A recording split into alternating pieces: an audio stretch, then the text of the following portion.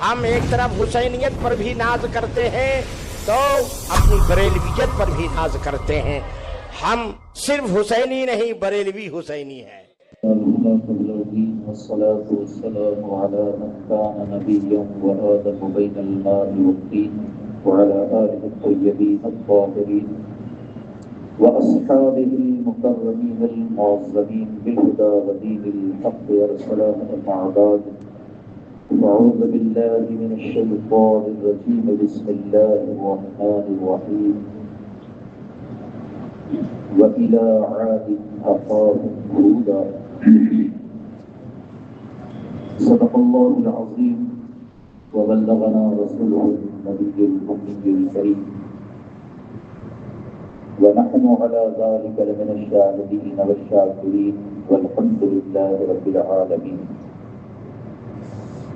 عقیدت و احترام و محبت کے ساتھ گنبد خضرا کی جانب لو لگا کر سبیت دینے والے داتا و آقا مدنی تاجدار و معاذ کے مالک و مختار غریبوں کے غمگسار گلشن ہستی کی اولین فصل بہار حضور رحمت عالم تاجدار عرب و عجم ارواحنا فدا صلی اللہ تعالی علیہ وسلم کی بارگاہ ناز میں ہدیہ درود و سلام کا نذرانہ پیش کریں. اللہم صلی علی سیدنا وشفیعنا وحبیبنا ونبینا ومولانا محمد وعلی آلہ واصحابہ اجمعین.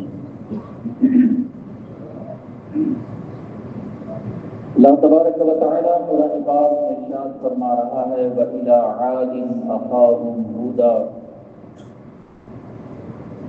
اور اللہ تبارک و تعالی نے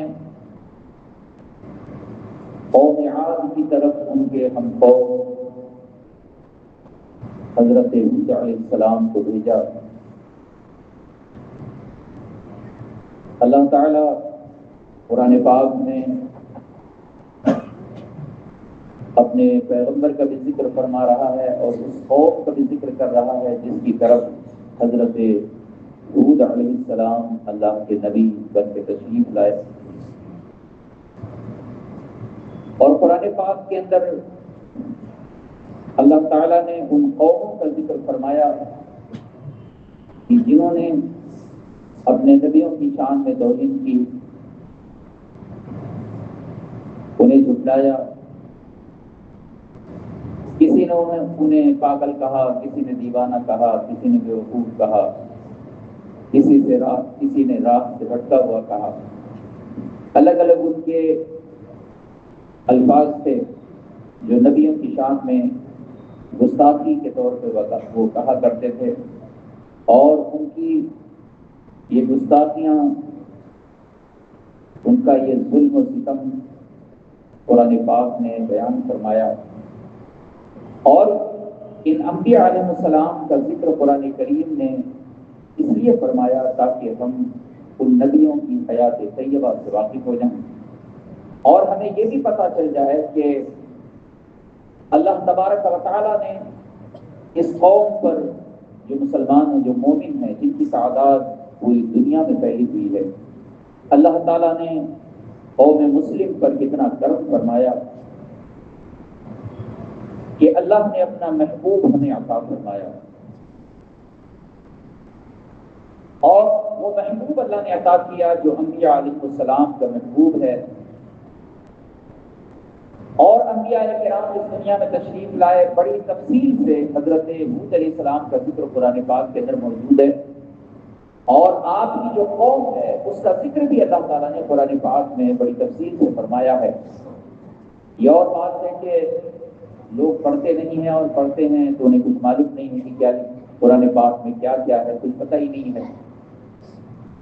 کچھ لوگ ہیں وہ پڑھتے ہیں تو مختصر انہیں معلومات ہوتی ہے،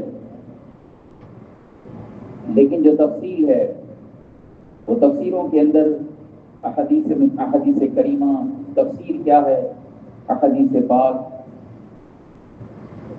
جو اللہ کے محبوب صلی اللہ علیہ وسلم کے ارشادات ہیں، جو فرامین ہیں، جو حضور نے آیات کریمہ کی تشریح کی، تفصیل بیان کی، وہی تفسیر قرآن ہے.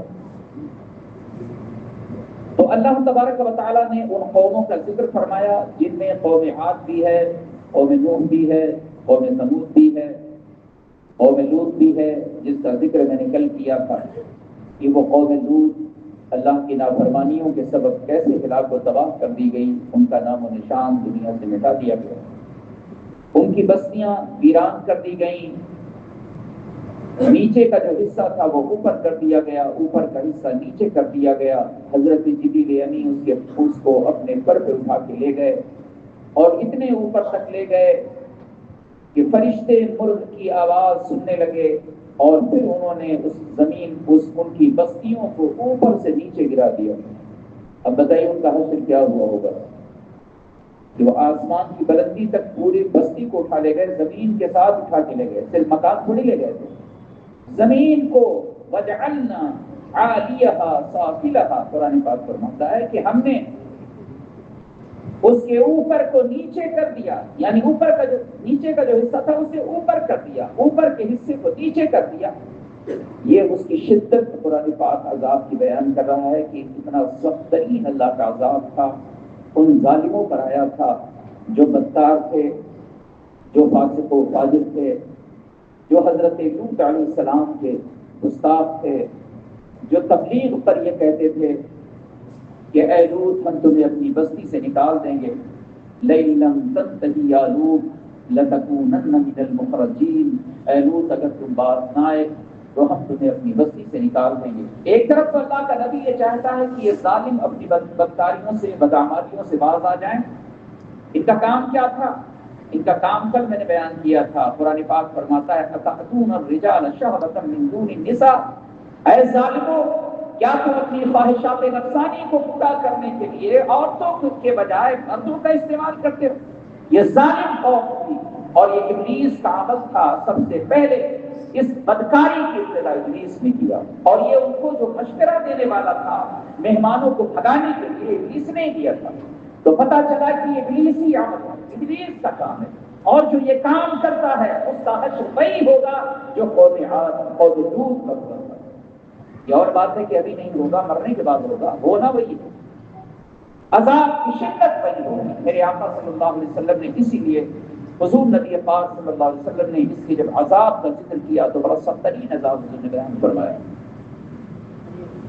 تو اللہ تبارک و تعالیٰ نے قوم لوط کو تباہ کر دیا، اور قرآن پاک قوم عاد کا ذکر کر رہا ہے۔ اس قوم کا ذکر اللہ تعالیٰ نے فرمایا، یہ قوم جو تھی وہ حضرت سام بن نوح، جو حضرت نوح پیغمبر کی اولاد بیٹے ہیں، ان کی اولاد میں سے ایک شخص ہے جن کے درمیان تین پشتوں کا فاصلہ ہے۔ حضرت نوح اور ان کے درمیان 4 پشتوں کا فاصلہ ہے۔ تو ان کا جو مورث اعلیٰ تھا اس کا نام تھا عاد، اور اسی عاد سے یہ قوم مشہور ہوئی، اور اس قوم کی طرف اللہ تعالیٰ نے اپنے پیغمبر حضرت ہود علیہ السلام کو بھیجا۔ وَإِلَىٰ عَادٍ أَخَاهُمْ هُودًا، قرآن پاک کی یہ جامعیت ہے، یہ قرآن پاک کی فصاحت و بلاغت ہے کہ چند الفاظ کے اندر قرآن پاک نے اس قوم کی پوری کیفیت کو بیان کر دیا۔ یہ قرآن پاک کی فصاحت و بلاغت ہے، حالانکہ چند الفاظ ہیں لیکن ترجمہ اس کا یہ ہوگا۔ اور ہم نے قوم عاد کی طرف ان کے ہم قوم، امام اہل سنت نے اس کا ترجمہ اس طرح فرمایا، لیکن بہت سارے مترجمین جو گنوار ہیں، ان پڑھ ہیں، جاہل ہیں اور بدعقیدہ ہیں، انہوں نے اس کا ترجمہ الگ کیا ہے، دوسرا ترجمہ انہوں نے کیا۔ اخاہم ہودہ کا ترجمہ انہوں نے کیا کہ اپنے بھائی سے انہوں نے تعبیر کیا ہے، یعنی اس قوم کو حضرت ہود علیہ السلام کے بھائی سے تعبیر کیا ہے، جو ظالم تھے، جو فاسق تھے، جو کافر تھے۔ تو نبی کا جو بھائی ہوگا وہ کافر تو نہیں ہوگا، اس لیے اعلیٰ حضرت نے بھائی سے ترجمہ نہیں کیا، اعلیٰ حضرت نے اس کا ترجمہ ہم قوم کو، اور یہ ترجمہ جو ہے بالکل جامع ہے اور ایمان اور عقیدے کے بالکل مطابق ہے۔ اعلیٰ حضرت ترجمہ فرماتے ہیں، اور اللہ تعالیٰ نے قوم عاد کی طرف ان کے ہم قوم حضرت ہود علیہ السلام کو مبعوث کیا، انہیں بھیجا، آپ تشریف لائے اور آپ نے اس قوم کو آ کر اللہ کا پیغام سنایا، ان اعبدوا اللہ، اے میری قوم کے لوگوں اللہ کی عبادت کرو، اللہ تعالیٰ کی پوجا کرو، اس کی بندگی کرو، معبودان باطل کو چھوڑ دو۔ ان کے 3 بڑے بڑے اپنے ہاتھوں سے بنائے ہوئے معبود تھے، تین بت تھے ان کے جس کی یہ پوجا کیا کرتے تھے۔ آپ نے فرمایا اے لوگوں یہ تمہارے معبود نہیں ہو سکتے جن کو تم نے اپنے ہاتھوں سے تراشا ہے، اپنے ہاتھوں سے بنایا ہے۔ اے لوگوں اپنے اس فعل سے باز آ جاؤ، اپنے اس عمل سے باز آ جاؤ، اللہ کی عبادت کرو، اللہ کا ذکر کرو، اللہ کی نافرمانیاں چھوڑ دو۔ ان کا شوق یہ تھا، یہ اگر آپ ان کی لمبائی چوڑائی سنیں گے تو آپ کو حیرت ہوگی کہ کیا اتنے لمبے لوگ بھی دنیا میں ہیں۔ ان کا جو لمبا آدمی تھا اس کا قد تقریباً 150 فٹ اونچا تھا، 150 فٹ لمبے لوگ۔ اب ظاہر سی بات ہے جب 150 فٹ لمبا ہوگا تو موٹا بھی تو نہیں ہوگا، اس کے ہاتھ بھی تو اتنے لمبے ہوں گے، اس کے پیر بھی تو اتنے بڑے ہوں گے، 150 فٹ۔ اور اس قوم کا جو بٹلا تھا، بمبئی بولتے ہیں بٹلا، جو ناٹا آدمی تھا نا چھوٹے قد کا، اس بٹلے کی جو لمبائی تھی وہ 90 فٹ کی تھی۔ اب بتاؤ جب بٹلا آدمی، بمبئی بولتے ہیں بٹلا، اور لوگ بولتے اس لیے ہیں کہ بڑے فطرتی ہوتے ہیں نا بٹلے، یہ جو چھوٹے قد کے ہوتے ہیں نا بہت بدماش ہوتے ہیں، اور اس کی مثال بھی دی گئی ہے کہ جو بڑے لمبے ہوتے ہیں وہ سب بیوقوف ہوتے ہیں مگر حضرت عمر کو چھوڑ کے، کیونکہ حضرت عمر بڑے دراز قد تھے، جب آپ چلتے تھے تو ایسا لگتا تھا کہ آپ کچر میں سوار ہیں، آپ کی طاقت بہت بلند تھی، لیکن آپ کو اللہ تعالیٰ نے بے پناہ ذہانت عطا فرمائی۔ تو حضرت عمر کے سوا جو جتنے بھی لمبے ہیں ان کو کہا جاتا ہے کہ بیوقوف ہیں، اور چھوٹوں میں سب کے سب 15 ہوتے ہیں الا علی، مگر حضرت مولا علی، کیونکہ آپ کا قد چھوٹا تھا۔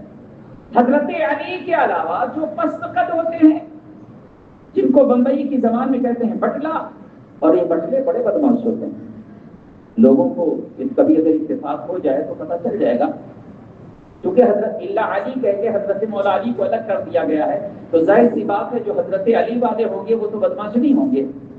اس سے یہ بھی تو فیصلہ ہو گیا کہ جو حضرت علی کے طریقے والے ہوں گے، جو حضرت علی سے محبت کرنے والے ہوں گے، جو ان کے نقش قدم پہ چلنے والے ہوں گے، ان کے علاوہ یہ جتنے ہوں گے بدماش ہوں گے، اور ہوتے بھی بڑے فطرت، ان کی فطرت میں فتنہ ہوتا ہے۔ اللہ تعالیٰ بچائے، اللہ محفوظ رکھے جتنے بازوں سے۔ بہرحال مجھے بٹلے اور لمبے سے کوئی تقریر نہیں کرنا ہے، میری تقریر کا مقصد تو ہے کہ وہ لمبے کتنے تھے اور اس کا چھوٹا آدمی کتنا بڑا تھا۔ چھوٹا آدمی کی لمبائی جو تھی چھوٹے کی تقریباً 90 فٹ کی تھی، اور جو لمبا تھا اس کی لمبائی تقریباً 150 فٹ کی تھی۔ تو اگر 150 فٹ والا کوئی اس زمانے کے اندر کسی بستی میں آ جائے تو بتائیے کتنے لوگ کلیجے پھٹ جائیں گے؟ نہیں پھٹ جائیں گے، اس لیے کہ اگر کوئی جن بھی آتا ہے تو اس کی لمبائی 14-15 فٹ ہوتی ہے چھت کے برابر کے اعتبار سے۔ اگر چھت لمبا ہوتا ہے تو ان کی لمبائی بڑھ جاتی ہے، چھت چھوٹا ہوتا ہے تو وہ چھوٹے ہو جاتے ہیں، کیونکہ اللہ نے ان کو اختیار دیا ہے کہ وہ چھوٹے بھی ہو جائیں بڑے بھی ہو جائیں۔ تو وہ 14 فٹ والے کو دیکھ کے تو لوگ ڈر جاتے ہیں، کتنے لوگ پاگل ہو جاتے ہیں، کتنے لوگ کپڑے پھاڑنے لگتے ہیں۔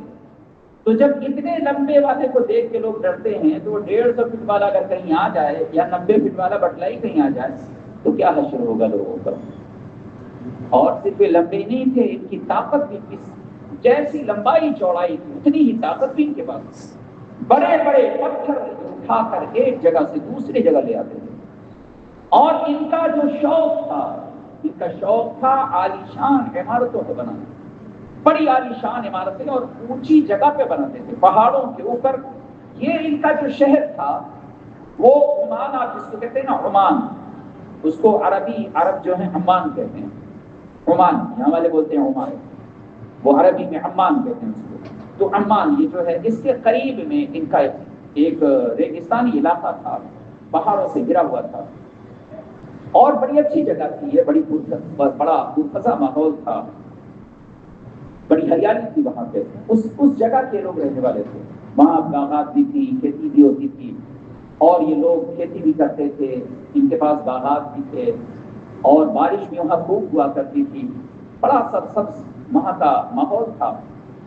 حضرت ہود علیہ السلام ان کی طرف تشریف لائے تو ان کا جو شوق تھا وہ یہ تھا کہ بڑی بڑی عمارتیں بنانا، اور بنانے کے لیے ان کو کچھ کرنا بھی نہیں تھا، اتنے لمبے چوڑے تھے تو بڑے بڑے پتھر اٹھا کے لے جا کے ایک کے اوپر ایک جوڑتے چلے جاتے تھے۔ اب ظاہر سی بات ہے جب 150 فٹ کا آدمی ہے تو اس کا مکان بھی تو اتنا ہی بڑا ہوگا نا۔ تو کہتے ہیں ہم ٹاور میں رہتے ہیں، ٹاور میں رہتے ہیں، وہ تو لمبے ہی ٹاور کے برابر تھے، تو کیا فخر کرتا ہے؟ بہت سارے لوگ بڑے فخر کے ساتھ کہتے ہیں ہم تو ٹاور میں رہتے ہیں۔ ٹاور وہ جب قیامت کے جھٹکے سے ٹوٹے گا تو نہ تو رہ جائے گا پھر تیرا ٹاور رہ جائے گا۔ قرآن پاک اس منظر کو بیان فرماتا ہے، اذا زلزلت الارض زلزالها واخرجت الارض اثقالها۔ اسی لیے ہمیں اپنے آخرت کی تیاری کرنا چاہیے۔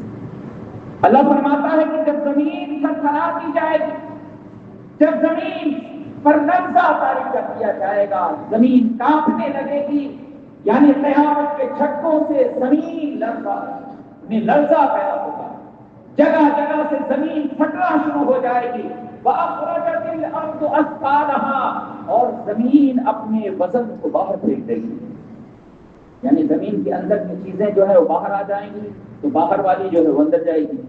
بڑی بڑی عمارتیں بالکل بکھرتی چلی جائیں گی، نہ کوئی عمارت ہوگی، نہ کوئی پہاڑ ہوگا، نہ کوئی، یہ ساری چیزیں بکھرتی چلی جائیں گی۔ یہ زلزلہ قیامت ہوگا جس کا ذکر قرآن پاک فرما رہا ہے، اور وہ بڑا سخترین زلزلہ ہوگا۔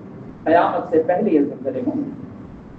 اللہ تعالیٰ ایمان پہ ثابت قدم رکھے اور ایمان پہ ہر طرف استقامت عطا فرمائے۔ ایمان ہی سب سے بڑی دولت ہے۔ اگر ہم مومن ہیں تو انشاءاللہ ہم ہر اللہ تبارک و تعالیٰ کے قہر و عذاب سے محفوظ رہیں گے، اور اگر بدعمالیاں ہیں، بدکرداریاں ہیں، تو دنیا اور آخرت دونوں میں اس کی سزا ضرور ملتی ہے، کوئی بچ نہیں پاتا ہے۔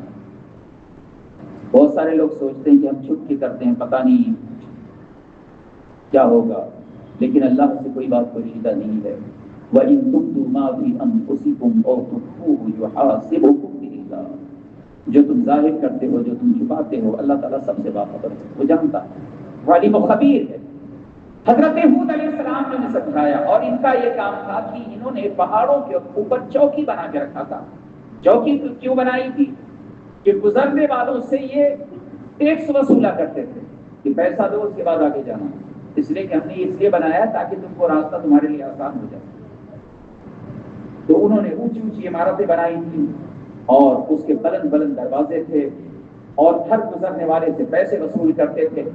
اور قرآن پاک ان کی سختی کا ذکر کرتا ہے کہ جب یہ کسی کو مارتے تھے تو ان کے پاس ایسے لوگ تھے جن کا کام صرف لوگوں کو سزا دینا تھا۔ وَإِذَا بَطَشْتُمْ بَطَشْتُمْ جَبَّارِينَ، قرآن پاک فرماتا ہے جب کسی کی یہ پکڑ کرتے، جب کسی کو یہ سزا دیتے تھے تو بڑی سخت سزا دیتے تھے، تلوار سے مارتے تھے، کوڑے لگائے جاتے تھے، اور طرح طرح سے ان کو سزائیں دیا کرتے تھے، بڑی سخت سزا لوگوں کو دیتے تھے۔ حضرت ہود علیہ السلام ایسے ہی ماحول کے اندر وہاں تشریف لائے، اور آپ نے دیکھا کہ یہ قوم، اور ان کو اپنی اس لمبائی چوڑائی پر اتنا غرور تھا کہ جب حضرت ہود علیہ السلام نے ان سے کہا کہ میرے قوم کے لوگوں اپنے ان حرکتوں سے باز آ جاؤ، اللہ کے دربار میں طائب ہو جاؤ، ایمان لے آؤ، اللہ تبارک و تعالیٰ تم پہ کرم فرمائے گا، تم پہ رحم فرمائے گا۔ لیکن یہ قوم آپ کے کہنے پر انہوں نے بالکل کوئی توجہ نہ کی، اور کہنے لگے کہ آپ سے پہلے جو اپنے آپ، یہ چونکہ حضرت ہود علیہ السلام کو نبی نہیں مانتے، وہ کہتے تھے نہیں ہم آپ کو نبی نہیں مانتے، لیکن تم سے پہلے جو نبی آئے وہ بھی یہی کہا کرتے تھے ہم تمہاری بات میں آنے والے نہیں ہیں، اور ہم اپنے جھوٹے خداؤں کو نہیں چھوڑیں گے۔ اے ہود، تم ہمیں کتنی بھی تبلیغ کرو، کتنی بھی نصیحت کرو، لیکن ہم باز آنے والے نہیں ہیں۔ ہر ظالم، ہر بدکار کا جواب یہی ہوتا ہے۔ آج بھی کتنے لوگ ان کو کتنی نصیحت کیا جائے، وہ تو کام ہے مولانا لوگوں کو بتانا، ان کا تو کام ہی ہے سنانا، وہ تو کہتے رہتے ہیں، اپنے کو کیا کرنا ہے وہ تو اپنے کو معلوم ہے نا، اب وہ وہی بھاشا بولتے ہیں، اپنے کیا کرنا ہے وہ تو ہم جانتے ہیں نا ہمیں کیا کرنا ہے۔ ہاں تجھے وہی کرنا ہے نا جس سے جہنم میں جانا تیرے لیے آسان ہو جائے، جس کی وجہ سے موت سخت کر دی جائے، جس کی وجہ سے اللہ کا قہر آ جائے، اللہ کی پکڑ آ جائے، وہ کرنا چاہتا ہے جیسا کہ اس قوم کے لوگ کرتے تھے۔ لوگوں کا جب لوگ جاتے تھے، چونکہ یہ بہت لمبے تھے، اب ظاہر سی بات ہے سارے لوگ تو لمبے نہیں رہے ہوں گے، اس زمانے کے اندر بھی سب تو لمبے، یہ قومیات کے لوگ لمبے تھے، کوئی جاتا تھا تو اس کا مذاق کرتے تھے، تفریح کرتے تھے، مذاق اڑاتے تھے، اسے برا بھلا کہتے تھے، اس سے پیسے وصول کرتے تھے۔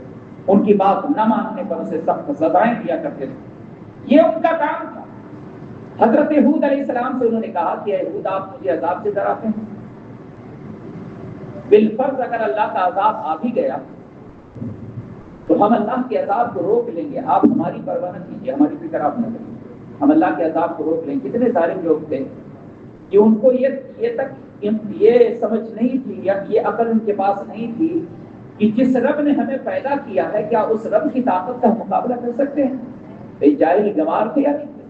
اگر وہ تھوڑا سا غور کرتے تو یہ سوچتے کہ جس رب نے ہمیں بنایا وہ ہمارا، جب ہماری طاقت کا یہ عالم ہے تو ہمارے رب کی طاقت کا حال کیا ہوگا، ہم اس کی طاقت کا مقابلہ کیسے کر سکیں گے؟ لیکن جتنے گوار، جتنے بدعقل اس روئے زمین پر ہوئے ہیں، جتنے نبیوں کے غدار استاد پیدا ہوئے ہیں، انہوں نے کہا کہ آپ تو بیوقوف آدمی ہیں، معاذ اللہ۔ حضرت ہود علیہ السلام کو کہا کہ آپ تو بیوقوف ہیں، آپ سے بڑا بیوقوف ہم نے کسی کو دیکھا ہی نہیں ہے۔ آپ اپنے باپ دادا کا دین چھوڑ کے کہتے ہیں کہ آپ جو ہے وہ ہم پر ایمان لے آؤ۔ کیوں تم پر ایمان لے آئیں گے؟ تمہارے پاس تو کچھ ہے نہیں، تمہارے پاس کوئی معجزہ اور کمالات بھی نہیں ہے، نبی تو صاحب معجزہ ہوتا ہے۔ حضرت ہود علیہ السلام نے فرمایا کہ اے ظالموں، تم اتنے ظالم طاقتور ہو، اس کے باوجود میں تم سے نہیں ڈرتا، اللہ کا پیغام سناتا ہوں، اس سے بڑا معجزہ اور کیا ہوگا کہ ہر شخص تم سے ڈرتا ہے، راستے بدل کے جاتا ہے، تمہاری آبادیوں سے دور چلتا ہے۔ اے ظالموں، میں تم سے نہیں ڈرتا اور تم کو اللہ پیغام حق سنا رہا ہوں، اللہ کی وحدانیت کی دعوت دے رہا ہوں، اللہ کی عبادت کا پیغام دے رہا ہوں۔ اے ظالموں، اس سے بڑا اور معجزہ اور کیا ہوگا؟ لیکن یہ ظالم جو تھے حضرت ہود علیہ السلام کی کوئی بات ماننے کو تیار نہیں ہوئی، اور آپ نے ان سے فرمایا تھا کہ میرے قوم کے لوگوں، میں جو تمہیں پیغام حق پہنچا رہا ہوں، میں اس بات پر وہی بات آپ نے فرمائی جو حضرت نوح علیہ السلام نے کہی تھی کہ میں تم سے اس بات پر کوئی اجرت نہیں چاہتا، وما اسألکم علیہ من اجر ان اجری الا علی رب العالمین۔ اے لوگوں، میں تم سے اس بات پر کوئی اجرت نہیں چاہتا کہ میں تمہیں راہ حق دکھا رہا ہوں، میرا جو اجر ہے یہ تو میرا رب ہی مجھے عطا فرمائے گا، اس پر مجھے تم سے کوئی اجرت نہیں چاہیے، کوئی پیسہ نہیں چاہیے، میں تو اللہ کی رضا کے لیے کام کر رہا ہوں، اللہ کا پیغام پہنچا رہا ہوں۔ حضرت ہود علیہ السلام انہیں دعوت حق پہنچاتے رہے، اللہ تبارک و تعالیٰ کے عذاب سے انہیں ڈراتے رہے، لیکن جو قوم کے لوگ تھے ان کی نافرمانیاں بڑھتی چلی گئیں اور وہ حضرت ہود علیہ السلام کی کوئی بات سننے کو تیار نہ ہوئے، یہاں تک کہ وہ کچھ کہتے تھے تو کبھی وہ بیوقوف کہتے تھے، کبھی وہ کہتے تھے کہ تم راہ حق سے بھٹک گئے ہو معاذ اللہ، کبھی کچھ کہتے تھے، کبھی کچھ کہتے تھے، طرح طرح کی باتیں کرتے تھے۔ حضرت ہود علیہ السلام اس کے باوجود انہیں پیغام حق پہنچا رہے تھے، دین حق کی دعوت دے رہے تھے، یہاں تک کہ ان ظالموں نے حضرت ہود علیہ السلام سے یہ کہنا شروع کر دیا کہ اے ہود، تم اللہ کا عذاب کیوں نہیں لے آتے؟ تم کہتے ہو کہ اللہ کا عذاب آ جائے گا، تو اللہ کا عذاب کیوں نہیں لے آتے اگر تم سچے ہو؟ کیسے ظالم لوگ تھے کہ ہر شخص تو اللہ کے عذاب سے ڈرتا ہے، لیکن یہ کہہ رہے تھے کہ اللہ کا عذاب لے آؤ، اگر آپ سچے ہیں تو اللہ کا عذاب لے آئیے، ہم مقابلہ کر لیں گے۔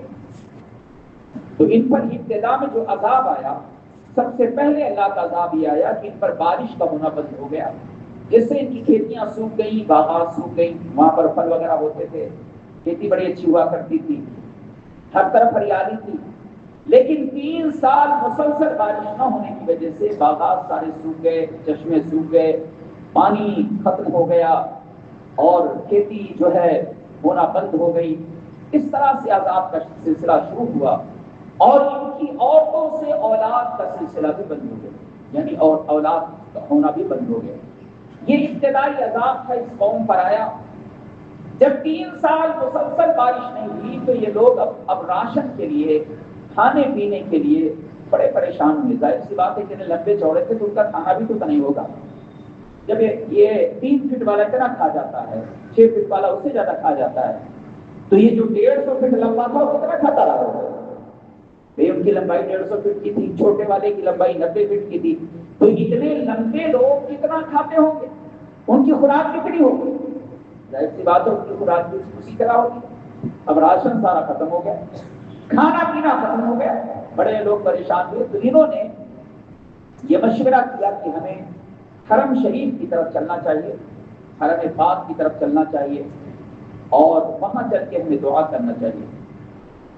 ان کی قوم کے اندر ایک شخص تھا جس کا نام تھا مرثد بن سعد، وہ بھی ان کے ساتھ میں گیا، حرم شریف کی طرف وہ بھی گیا۔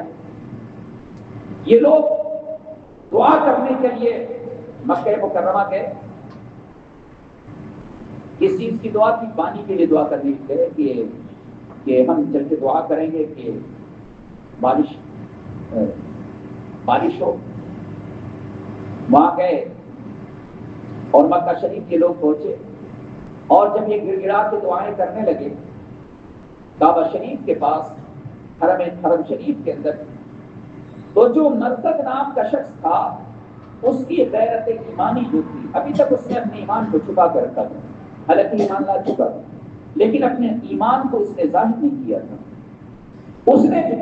اس نے ان ظالموں سے کہا کہ اے لوگوں، اگر تم چاہتے ہو کہ اللہ تعالیٰ بارش نازل فرمائے اور تمہاری دعا قبول ہو جائے تو تم حضرت ہود علیہ السلام کو ایمان لے آؤ۔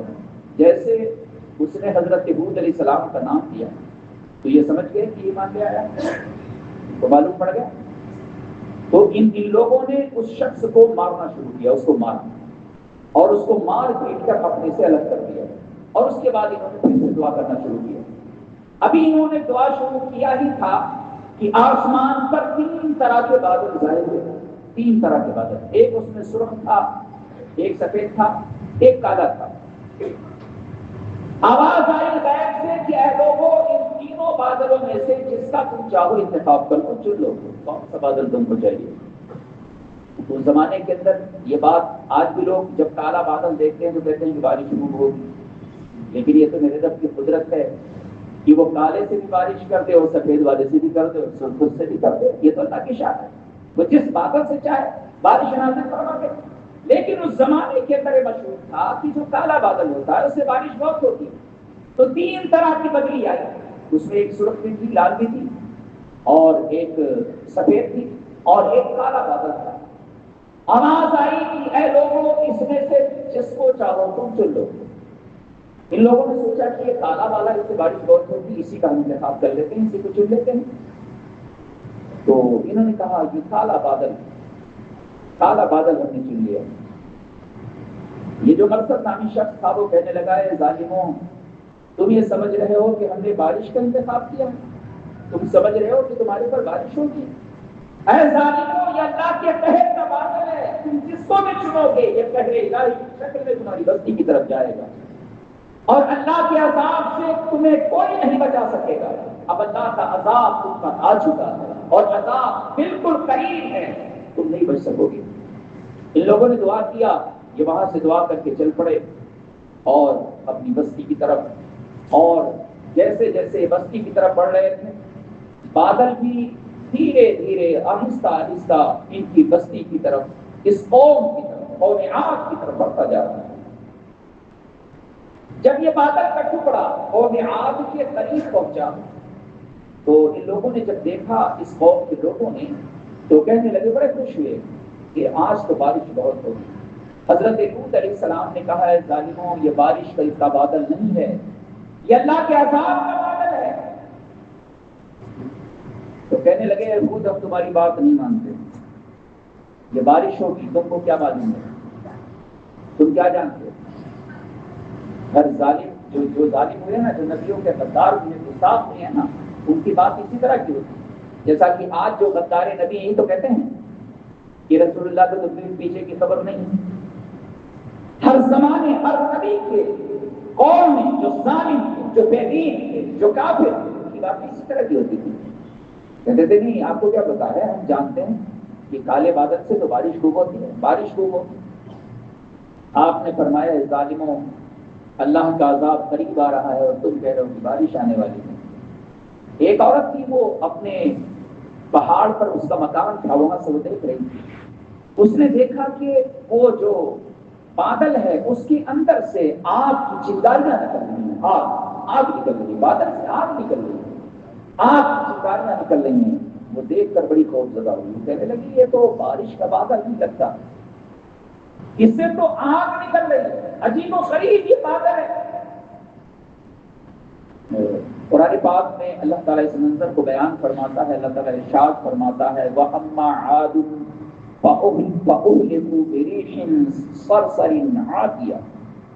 اللہ تعالیٰ ارشاد فرما رہا ہے کہ رہی قوم عاد کہ اللہ تعالیٰ نے اسے تیز ہوا سے اللہ نے جسے ہلاک کر دیا، تیز ہوا تھی، وہ جو بادل چلا وہاں سے تو وہ آگ کی لپٹیں بھی تھی اور تیز ہوا بھی تھی، وہ بادل سے دھیرے دھیرے ہوا نکلنا شروع ہوئی، تیز ہوا، اس کے بعد وہ ہوا تیز ہوتی گئی، ہوا اتنی تیز ہوئی کہ پہلے سواریوں پر بیٹھے لوگ اڑ اڑ کے سواریوں سے دور گرنے لگے، پہلے تو تیزی ہوئی، اس کے بعد لوگ اونٹ پر بیٹھے ہوئے لوگ سواری کے ساتھ اڑ کے جانے لگے، یہ تیز ہوئی۔ اللہ تعالیٰ نے حکم فرمایا، ہوا کو فرمانوں فرشتے کو حکم دیا کہ اے فرشتے، تو انگوٹھی کے برابر یہ ہوتی ہے نا، اس کے جو اندر کا جو حصہ ہے، اس کی جو سوراخ ہے، اس کے برابر تو ہوا کو کھول دے۔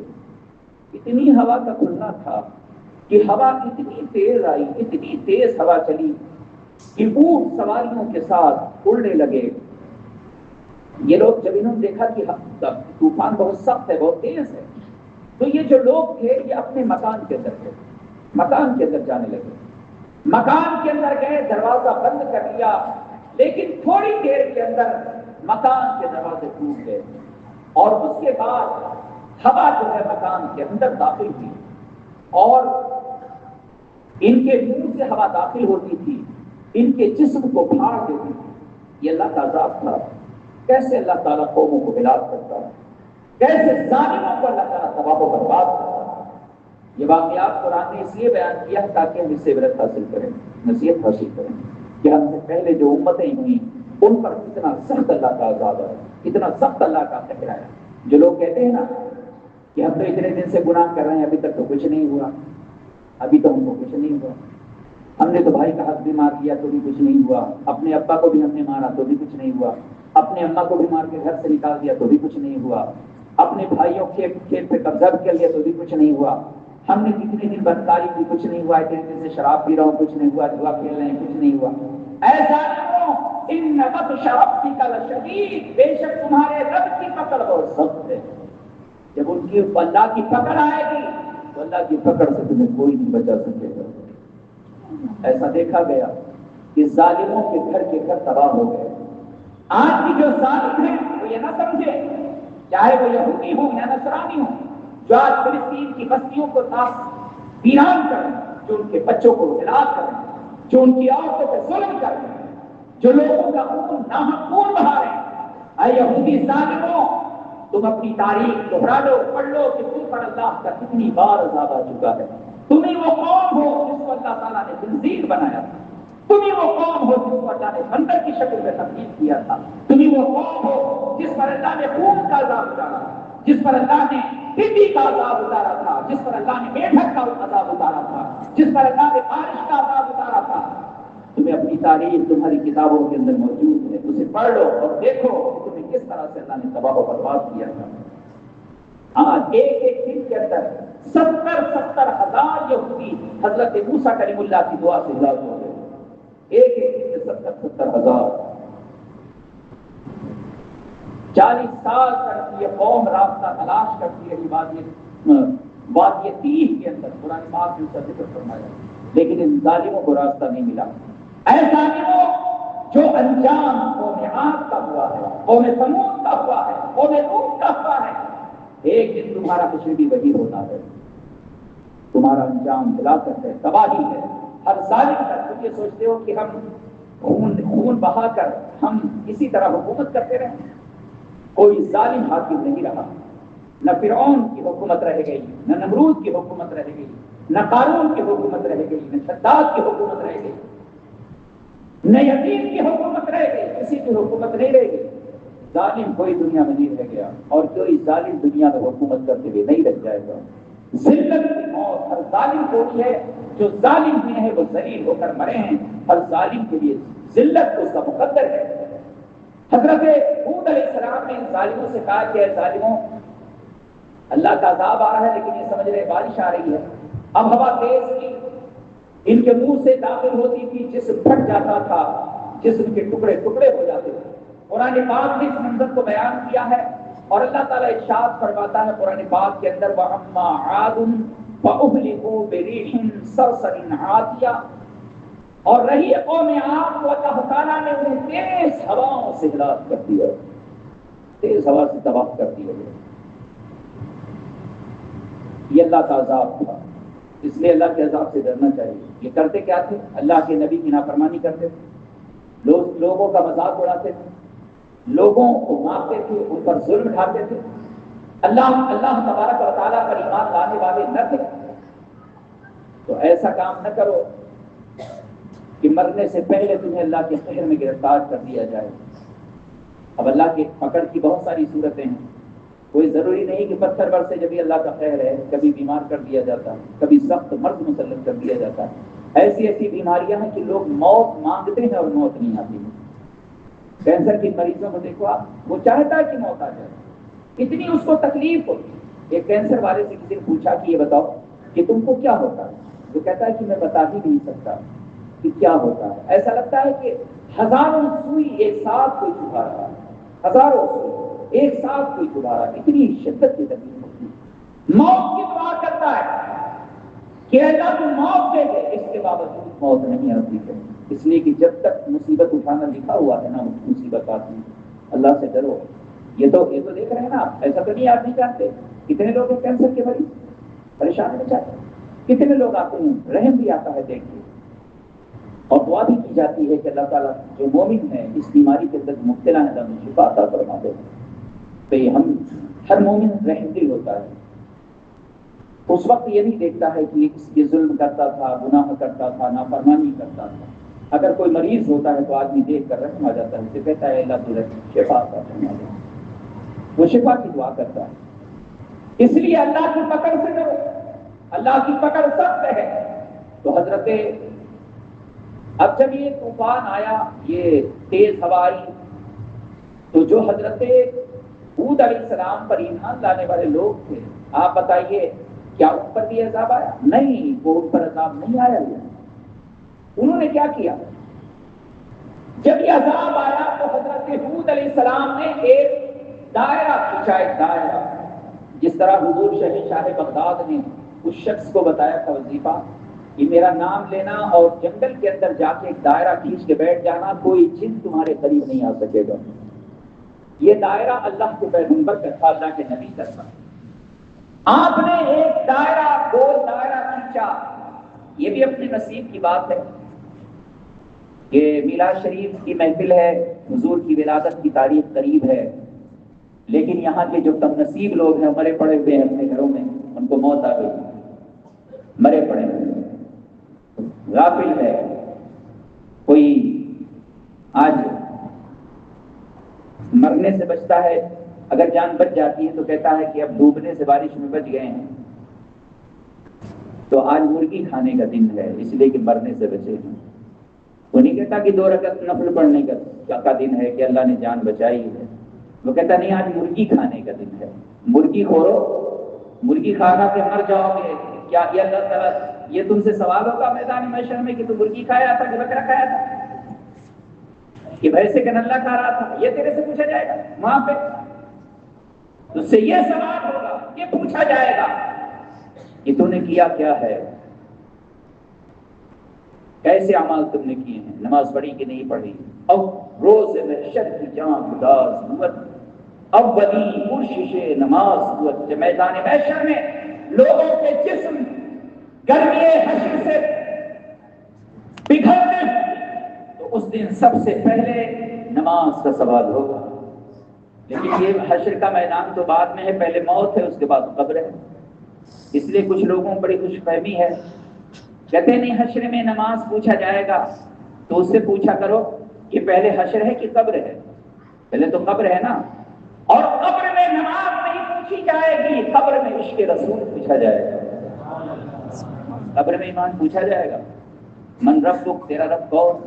ما دینک، تیرا دین کیا؟ ما کنت تقول فی شان ھذا الرجل، ان کے بارے میں کیا کہتا تھا؟ یہ ماضی کا صیغہ ہے، کیا کہتا تھا؟ یہ سوال ہوگا. یعنی حضور کی شبیہ مبارک قبر میں ہوگی، اور جب ایک عاشق دیکھے گا تو یوں جواب دے گا، فرشتوں پوچھتے کیا ہو؟ تو سینہ چیر کر دیکھو، میرے دل میں شبیہ احمد مختار رکھی ہے. اے فرشتوں، تم اس محبوب کے بارے میں پوچھ رہے ہو جس سے ہم نے اپنی جان سے بڑھ کر محبت کیا ہے. جان دے دو، وعدے دیدار پر نقد اپنا دام ہو ہی جائے گا. ہم تو اسی لیے مرنا چاہتے تھے کہ موت آئے اور رسول اللہ کی جلوہ کا نظارہ نصیب ہو. اے ذاکروں، پہلے تو قبر ہے، قبر میں نماز نہیں پوچھی جائے گی، قبر میں رسول اللہ کا عشق پوچھا جائے گا. اور یہ عشق، اسی لیے تو اعلیٰ حضرت نے فرمایا، لحد میں عشق رخے شہ کا داغ لے کے چلے، اندھیری رات سنی تھی چراغ لے کے چلے. قبر میں تو عشق رسول لے کے جائیں گے، اور یہ عشق رسول جو ہے ہماری قبر کی روشنی ہے، قبر کا اجالا ہے. قبر میں لہرائیں گے تا حشر چشمے نور کے، جلوہ فرما ہوگی جب طلعت رسول اللہ کی. میرے آقا جلوہ گر ہوں گے اور قبر میں روشنی ہوگی، قبر میں اجالا ہوگا. اور یہ کس کے اجالا ہوگا؟ جو مومن ہوگا، جو رسول اللہ کا عاشق ہوگا، جس نے اپنی جان سے بڑھ کر اپنے نبی سے محبت کیا ہوگا، جس نے اپنی بیٹی کو کسی بدعقیدہ کے یہاں نکاح نہیں کیا ہوگا، جس نے اپنے بیٹے کی شادی کسی گستاخ رسول کیا نہیں کیا ہوگا، کسی غیر مقلد کے یہاں جسے اہل حدیث کہتے ہیں اس کیا نہیں کیا ہوگا، گستاخ رسول کیا نہیں کیا ہوگا.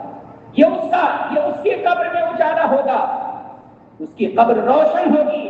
اور اس کی قبر روشن ہوگی جس نے رسول اللہ کی میلاد پر اپنے گھروں کو روشن کیا ہوگا، جس نے اپنی سڑکوں کو سجایا ہوگا، جس نے اپنی مسجد کو سجایا ہوگا، اپنے گھر میں چرانا کیا ہوگا. نہ ہے آپ ہر عاشق کے گھر تشریف لاتے ہیں، میرے گھر بھی ہو بھی میرے گھر میں بھی ہو جائے چراغاں یا رسول اللہ. حضور ہر عاشق کے گھر تشریف لاتے ہیں. یہ اپنے نصیب کی بات ہے. تو کچھ تو مرے پڑے ہیں اپنے گھر میں، وہ کہتے ہیں آپ ان کو کیا کرنا ہے، آپ ان ایک دن چلے جائیں گے، جلوس میں نعرہ لگا چلے آئیں گے، اس کے علاوہ اپنا کام ہی کیا ہے؟ نماز اپنے کو پڑھنا نہیں ہے، روزہ رکھنا نہیں ہے، زکوٰۃ بھی مار پیٹ کے تھوڑی بہت دے دینا ہے، اگر مجبوری ہو جائے تو دے دینا ہے، اور اگر نظر نہ پڑے تو چھپ کے چلے بھی جانا ہے، نہیں بھی دینا. کون پوچھنے آتا ہے دیا کہ نہیں دیا ہے؟ تو یہ تو حشر میں ہی پتہ چلے گا کس نے دیا ہے کس نے نہیں دیا ہے، حساب نہیں ہوتا. تو حضرت ہود علیہ السلام نے، آپ دیکھیے کہ بچتا کون ہے، محفوظ کون رہتا ہے. اسی لیے کہتے ہیں کہ اللہ والوں کے ساتھ رہو، وَكُونُوا مَعَ الصَّادِقِينَ. قرآن فرماتا ہے کہ سچوں کے ساتھ رہو. اے نمازیو، تم بھی اپنے علماء کے ساتھ رہو، اپنے بزرگوں کے ساتھ رہو، اور ان علماء کے ساتھ رہو جو حضور تاج الشریعہ کے نقش قدم پہ قائم ہیں، جو اعلیٰ حضرت کے مشن پہ قائم ہیں، جو حضور مفتی اعظم کے مشن پہ قائم ہیں، ان کے ساتھ رہو. ورنہ تو سب تو یہی دعویٰ کر رہے ہیں، جتنے جوکر ہیں سب یہی کہہ رہے ہیں ہم حق پر ہیں. ان جوکروں کی طرف نہیں دیکھنا ہے. جوکر ہی ہے وہ جو اپنے بزرگوں کے مشن پہ عمل نہ کرے. وہ کیا ہے؟ جو ناشتہ کودتا تھرکتا ہو، وہ کیا ہے؟ اسے کیا کرے؟ نا شریف بھی پڑھتا ہے تو لگتا ہی نہیں کہ نا اتفاق ہے. کہیں جگہ اگر اتفاق ہو گیا، میرے سامنے تو ایسے کوئی پڑھتا نہیں ہے، اور پڑھتا ہے تو میں اسے بٹھا ہی دوں. کسی جلسے میں اس لیے میں جانا بھی چھوڑ دیا. میں نے اکثر جلسوں کے اندر میں نے جانا ہی بند کر دیا. اس کی وجہ یہی ہے، وہی نچنیوں کی طرح ناچ کود کرنا اور ویڈیو بنانا، اور پھر وہ سمپل جو ہے لوگوں تک پہنچانا تاکہ لوگ جو ہے وہ تاریخ بک کریں اور کمائی کا سلسلہ جاری ہو جائے. یہی چل رہا ہے. اور کیا ہے اس وقت؟ کیا ہے یہ سب؟ تو ہو رہا ہے یہ قرب قیامت ہے. یہ جو ہو رہا ہے اس کی خبر تو میرے آقا نے پہلے ہی دے دیا تھا. اور یہ جو دجال پیدا ہو رہے ہیں اس کی خبر بھی میرے آقا نے پہلے ہی دے دیا تھا. حضور نبی پاک صلی اللہ علیہ وسلم نے ارشاد فرمایا تھا، فی آخر الزمان دجالون کذابون. آخری زمانہ ہوگا تو دجال سے پہلے دجال پیدا ہوں گے.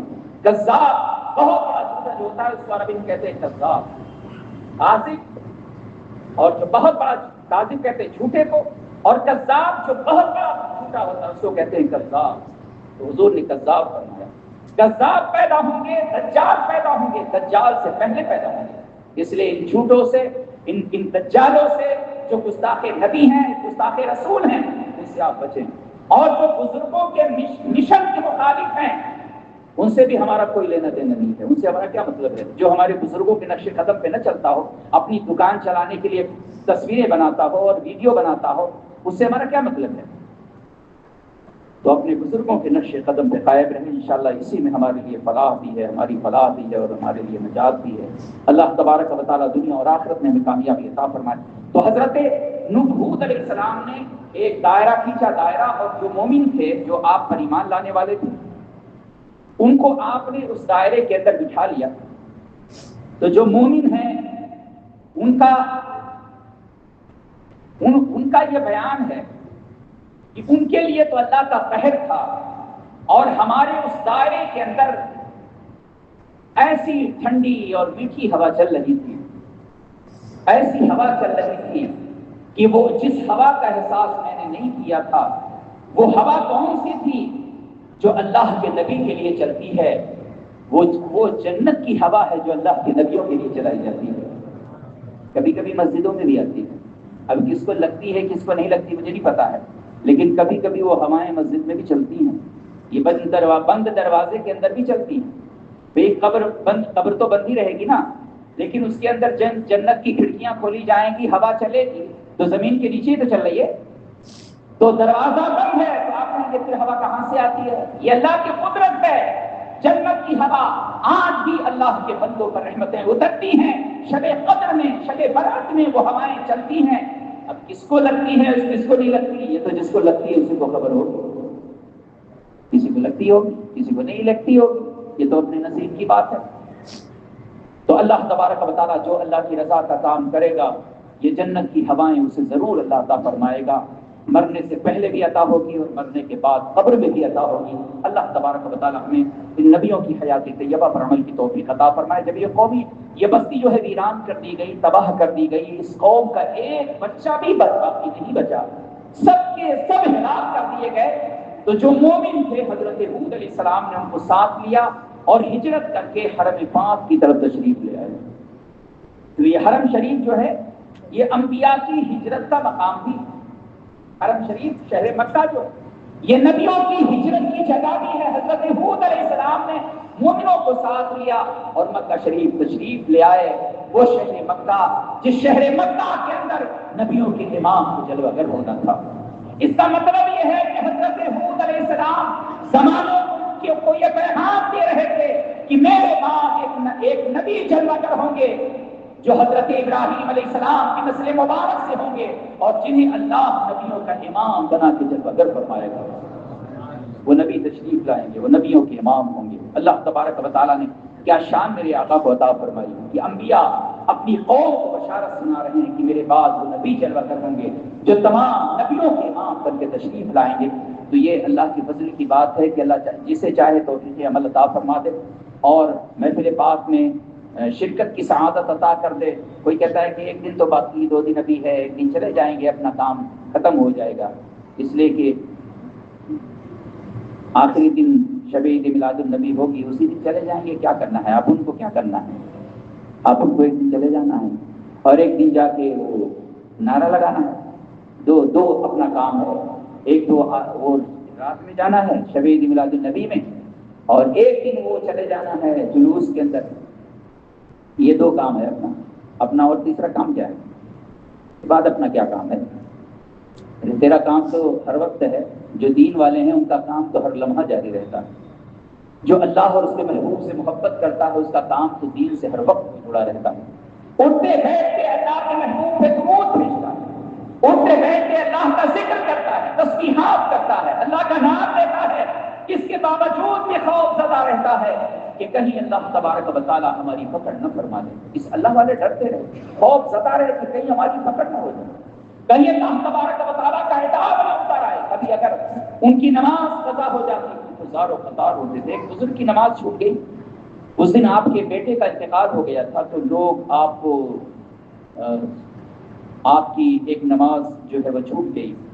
تو لوگ آپ کے بیٹے کے بارے میں پوچھنے کے لیے تعزیت کے لیے آنے لگے تو آپ نے فرمایا کہ اے لوگوں افسوس ہے تم پر کہ تم میری تعزیت اس بات پہ کر رہے ہو کہ میرا بیٹا فوت ہو گیا، اس بات پہ نہیں کر رہے ہو کہ میری نماز فوت ہو گئی، میری نماز چھوٹ گئی، اس بات پہ تم نہیں کر رہے۔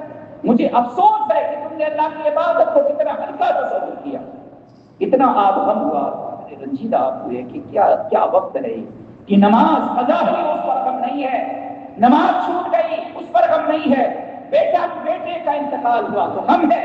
پتا چلا کہ اللہ والوں کو بیٹے کی موت سے زیادہ غم نماز کے چھوٹنے پر ہوتا ہے۔ چلو ہماری یہ کیفیت نہیں ہے تو کم از کم اتنا تو ہو کہ اللہ کی عبادت ہم سے نہ چھوٹے، ذکر ہم سے نہ چھوٹے، تسبیحات ہم سے نہ چھوٹے۔ تو حضرت ہود علیہ السلام حرم شریف میں تشریف لے گئے اور آپ نے اپنی زندگی کے لمحات وہاں پہ گزارے۔ اللہ تعالیٰ ان پر اپنی رحمتیں نازل فرمائے، ان کے درجات، ان کے مراتب کو اللہ تبارک و تعالیٰ بلند فرمائے، اور میرے آقا کی میلاد پاک کی برکتوں سے اللہ تعالیٰ ہم سب کو مالا مال فرمائے، میلاد شریف کی برکتیں عطا فرمائے۔ انہیں بھی اللہ عطا کرے جو محفل میں نہیں آئے ہیں، اور جو آئے ہیں اللہ تعالیٰ انہیں بھی برکتیں عطا فرمائے، اس لیے کہ دعا کا حکم سب کے لیے ہے، چاہے کوئی بے عمل ہو یا باعمل ہو، کوئی نماز پڑھتا ہو یا نہ پڑھتا ہو، لیکن دعا تو سب کے لیے کی جائے گی۔ اللہ تعالیٰ سب کو حضور کی آمد کی برکتیں عطا فرمائے، اور سب کو نماز بندگانہ کا اللہ تعالیٰ پابند بنا دے، اور دین حق پر اللہ استقامت نصیب فرمائے۔ دنیا ہے یہ، کوئی کچھ کر رہا ہے، کوئی کچھ کر رہا ہے، کوئی کسی کام میں مبتلا ہے، کوئی کسی کام میں مبتلا ہے۔ یہ اللہ کے فضل کی بات ہے کہ ہم اللہ کی عبادت، اس کے ذکر میں مصروف ہیں۔ اللہ تعالیٰ ہمارے ذکر کی محفل کو قبول فرما لے، اور ہمارے اور آپ سب کے لیے اللہ تعالیٰ اسے ذریعے نجات بنا دے، مغفرت کا سامان اسے کر دے، اور ہماری جو محفل ہے، جو ہم نے حضور کی آمد پر یہ روشنی کی ہے، اللہ تعالیٰ اسے اپنے دربار کرم میں قبول فرما لے۔ بہت سارے یہاں پہ لوگ بیٹھے ہوئے ہیں، انہوں نے مدرسے کا تعاون کیا ہے اور اپنی حیثیت سے زیادہ کیا ہے۔ بہت سارے لوگوں نے، کسی کے پاس اس کے جیب میں جو کچھ تھا اس نے دے دیا، ایسے لوگ بھی ہیں جن کے پاس تھا انہوں نے سب کچھ دے دیا اللہ کی راہ میں۔ تو اللہ تعالیٰ انہیں میلاد پاک کی برکتیں عطا فرمائے۔ آپ نے اپنی حیثیت کے مطابق عطا کیا ہے، اللہ آپ کو اپنی شان کے مطابق عطا فرمائے گا، اس لیے کہ ہماری حیثیت تو چھوٹی سی ہے لیکن اللہ کی شان بہت بڑی ہے۔ ایک نوجوان نے، شوکت بھائی کے لڑکے نے، جنہوں نے بہت پہلے مسجد کی خدمت کی ہے، ان کے لڑکے نے، اکراموں نے 50,000 روپے مسجد کے لیے دیا ہے، اور بپو باورچی جو مشہور ہے مسجد کے سامنے 50,000 اس نے دیا ہے۔ دیکھیے چھوٹا سا بچہ ہے، اس نے بھی دیا ہے۔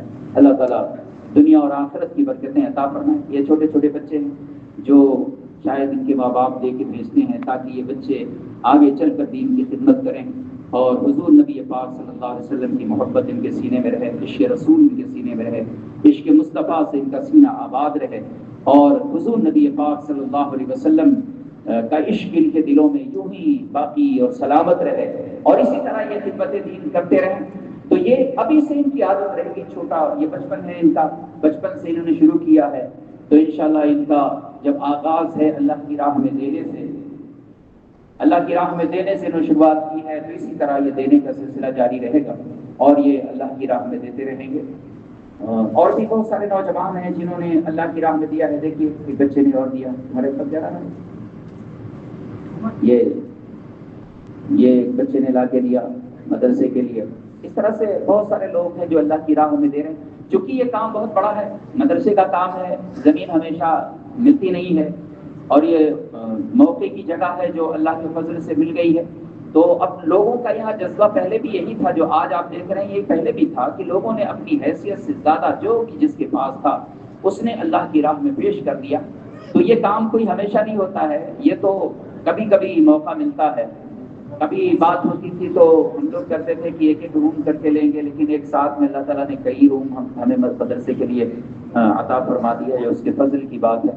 تو ایک جگہ ایک ساتھ میں بالکل مدرسے کے قریب میں مل گئی، اس لیے یہ ہمارے لیے اور آپ سب کے لیے یہ خوشی کی بات ہے کہ اللہ تعالیٰ نے ہم سے یہ کام لے لیا، اور اسی طرح دین کا کام ہوتا رہے گا۔ جب قوم کے اندر جذبہ ہوتا ہے، جو قوم بیدار ہوتی ہے، جس قوم کے اندر اللہ کی راہ میں خرچ کرنے کا جذبہ ہوتا ہے، وہ قوم ترقی کرتی ہوئی چلی جاتی ہے۔ اس قوم کا جو مستقبل ہوتا ہے وہ روشن ہوتا ہے۔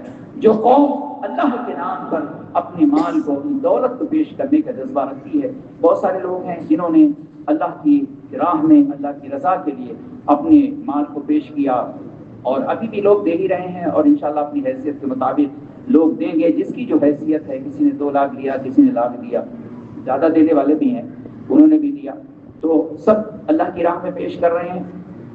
انشاءاللہ جب یہ جذبہ ہو تو پھر ہمارا کوئی کام دین و سنیت کا رکے گا نہیں. یہ کام اسی طرح ہوتا چلا جائے گا. اور اللہ تعالیٰ کا فضل ہے کہ اللہ تعالیٰ نے ہم سے جس طرح نے ہم نے مسجد کی تعمیر کیا، مدرسے کے لیے جگہ ہو گئی، مدرسے کی جگہ ہو گئی، مسجد اتنی عالی شان تعمیر ہو گئی.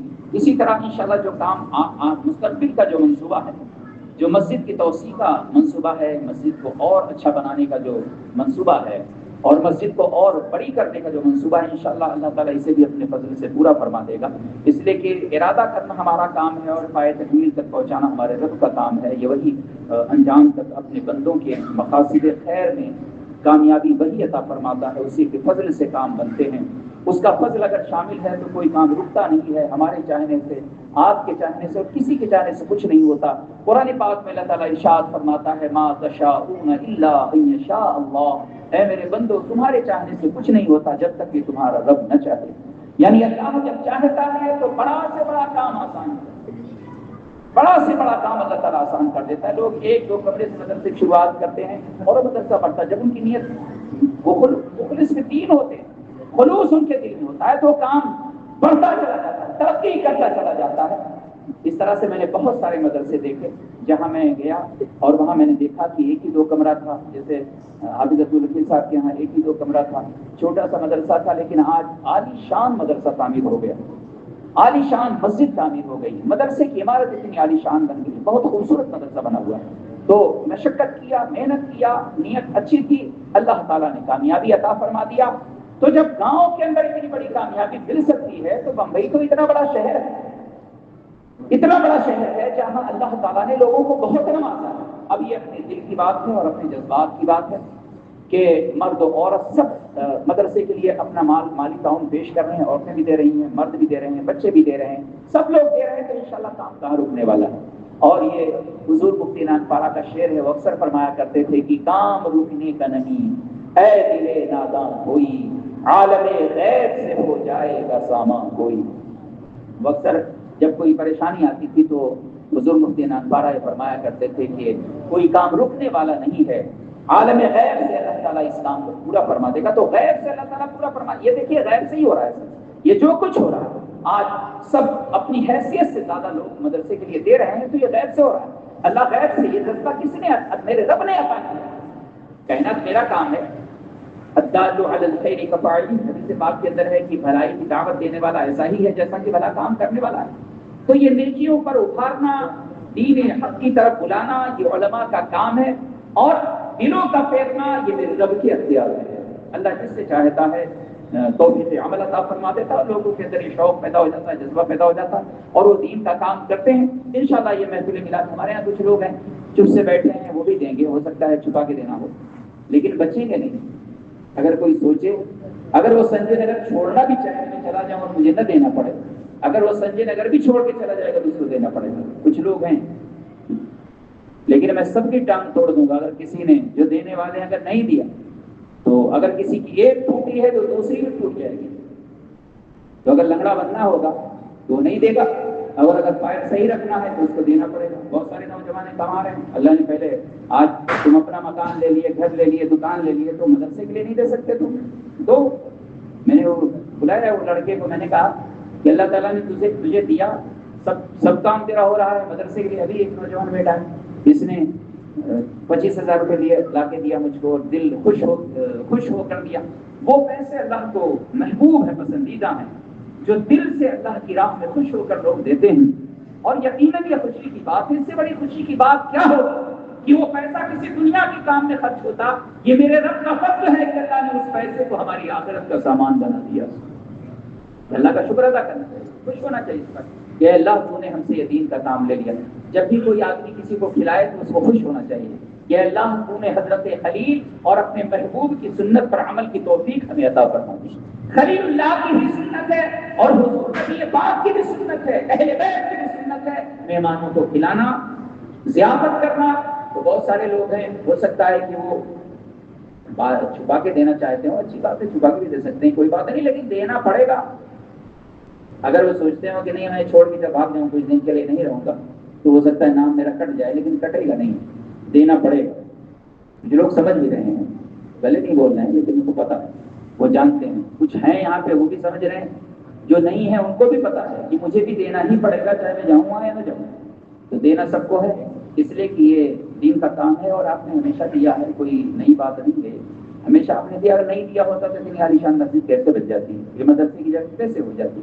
آج اتنا سارا کام کس سے ہوا ہے؟ آپ لوگوں نے کیا سارا کچھ، ہم تو کہیں کہنے بھی نہیں گئے، کسی باہر ہم کوئی چندہ بھی نہیں کرنے گئے کسی سے، ہم تو اللہ کا شکر ہے کہ ہم مدارس کو خود دیتے ہیں، مسجدوں کا ہم خود تعاون کرتے ہیں، یہاں کے لوگوں کو اللہ نے ایسی توفیق عطا کر دی، اللہ نے اپنی نعمتیں اتنی عطا فرما دیا کہ اب وہ اللہ کے فضل سے خود دوسری جگہ کے لیے کر رہے ہیں، اللہ کا فضل ہے کہ ہم تو دوسری جگہوں کے لیے کر رہے ہیں، تو بہت سارے نوجوان دے رہے ہیں، اللہ تعالیٰ انہیں خوب برکتیں عطا فرمائے اور انہیں دین کا جذبہ بھی عطا فرمائے، دین سے محبت اللہ نصیب فرمائے، اور حضور کی آمد کا یہ مہینہ ہے، کوئی محروم نہیں ہوا ہے، انشاءاللہ ہم بھی محروم نہیں رہیں گے اور آپ بھی نہیں رہیں گے، اللہ اس کے طفیل جو ہم دین کی خدمت کر رہے ہیں، اللہ تعالیٰ آپ کو بھی نواز دے گا اور ہم سب کو اللہ نواز دے گا انشاءاللہ۔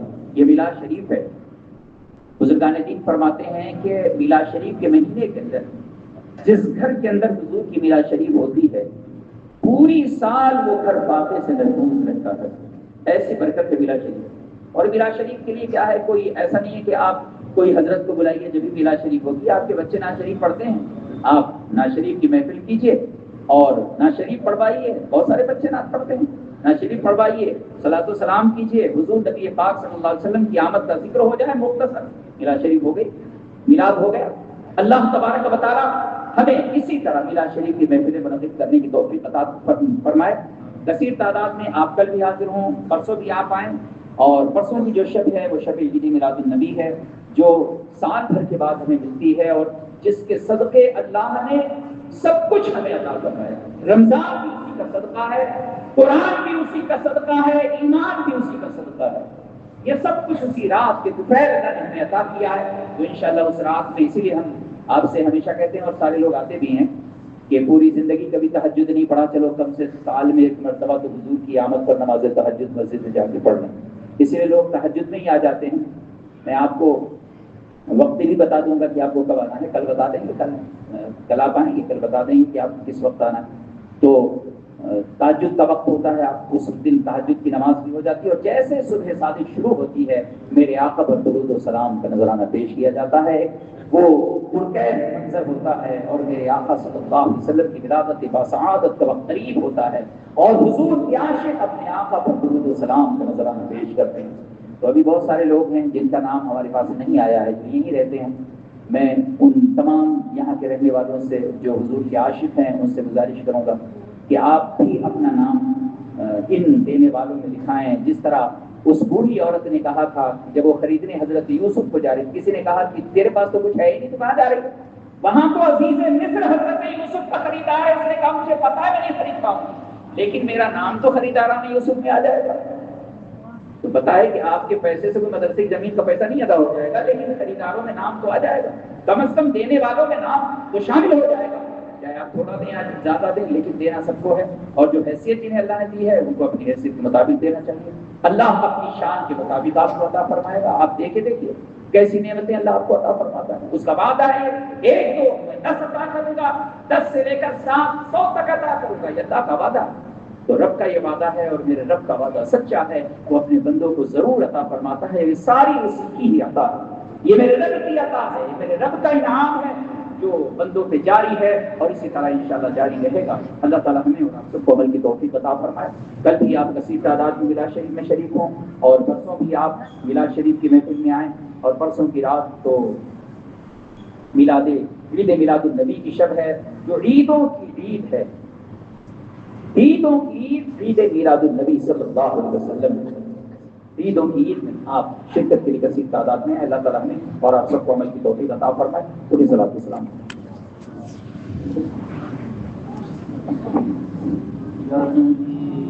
سلام علیکہ یا رسول، سلام علیکہ یا حبیب سلام علیکہ صلوات اللہ علیکہ آپ کا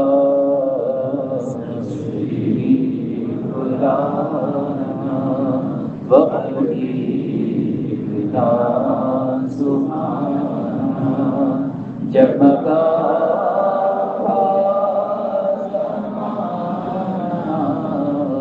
پوریا کی ترانہ یا نبی سلام علیکہ یا رسول سلام علیکہ یا حبیب سلام علیکہ